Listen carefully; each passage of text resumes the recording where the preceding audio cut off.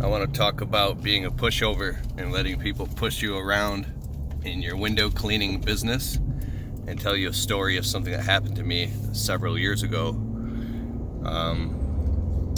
when a client threatened to destroy my business if I didn't clean her windows. So,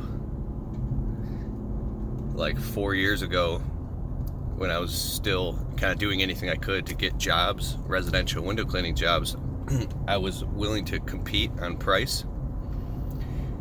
And I remember there was a lady that we did her windows, and she would sit there, she talked me down, and she brought out another quote from a national company, and she showed me the price. I was like, whoa, I said, I was like, how can they even do it that cheap? I'm standing on the lady's front porch now giving her a quote, when I used to actually go do quotes in person.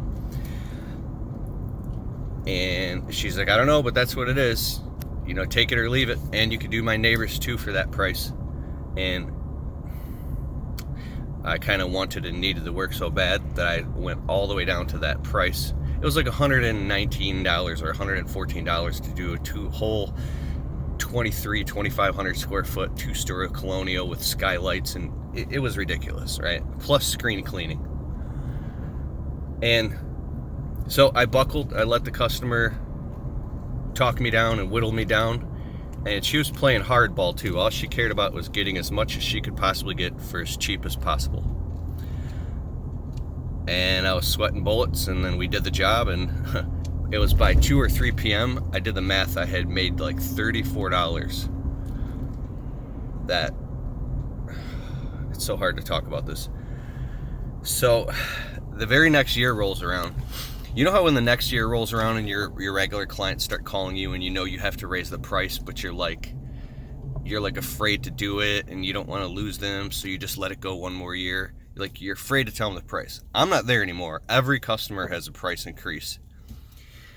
But I was still at that point where I was afraid to tell the customer, and then she was texting me. She wanted the windows done. She had a party at the end of the month, and so I said yes, just to get the calendar full. And then I really started doing the math. My phone started ringing. It was springtime, and I started booking out all this higher profit work. And I think 4 days before the job, I kind of snapped, and I got the guts up, and I texted the lady, I'm sorry, I can't do your window cleaning job because the price is so low that I didn't even make any money last time. Totally unprofessional, right? And I just can't afford to lose money. So I don't know if I said I have to raise the price or I just can't do it. I think I was just being a wuss and sticking my head in the sand and backing out altogether because I knew how strong this lady was. So I just tried to back out of the job. Well, the lady called me up immediately and started ripping my head off. And she said, I have a party this weekend, and you're going to come clean my windows. And if you don't come and clean my windows, I will effing destroy your business. And I said, well, I didn't make any money last time. That's what you get caught up in. These are the type of traps you put yourself in when you're a pushover and you negotiate and you let customers whittle you down to the lowest possible price. You caused this. It was my fault. I caused it. If you take a turd and you pick it up and you put it in your mouth, you got to eat it.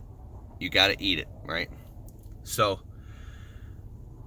the lady said, you're going to come do my windows, and you're going to do it at this price or I will destroy your business. And she was dead serious. I called up somebody I knew who knew this, happened to know this customer, and they told me, you better do it, because this person, they said she's dead serious, and she knows a lot of people, and she will do everything in her power to destroy your business. She was serious, right?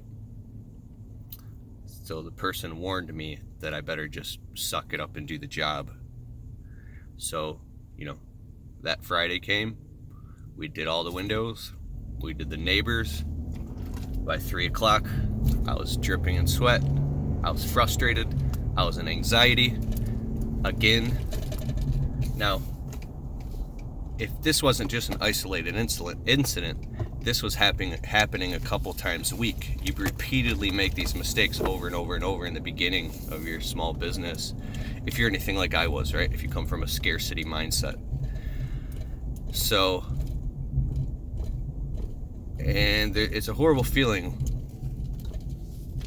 when you're working for free and you need money really bad at the same time, and you keep doing it. You keep making the same mistakes over and over. It's like, how long do you have to suffer in that? Because you feel you don't have a choice. You wouldn't do that if you didn't feel like you didn't have a choice. The only reason we do stuff we hate is because we feel and we believe the lie that we don't have a choice. But the truth is that we do have a choice, and we have to learn marketing and advertising. We have to expand the top as we dissolve the bottom. I think as long as you're dissolving the bottom as you're expanding the top, you're expanding the top as you're dissolving the bottom, and you keep moving upstream, then those problems go away a lot faster. So at the end of the job, I reached out and I gave the lady a fist bump, and she smiled. And then the next year she called me for window cleaning, and I just ignored her. And I guess the moral of the story is, if you let people push you around, they will push you around. If you let them push you around, they will push you all the way down, literally until you have nothing. They will take everything from you. And I'm not saying people are bad and it's a bad world, but I'm just saying from my perspective, it's so weird how when, my buddy Anthony Heyman messaged me this last night. Oh, it's on the phone I'm on right now. He was talking about, he sent this picture from one of Robert Greene's books about something like, if you show weakness, then it will bring a lion out of somebody who isn't even the type of person to be a lion. Somebody who could be even meek. If you show weakness to that person, it's like human nature that they're going to try to take advantage of you. It's crazy, right? So what paradigm do you live in? Scarcity or abundance,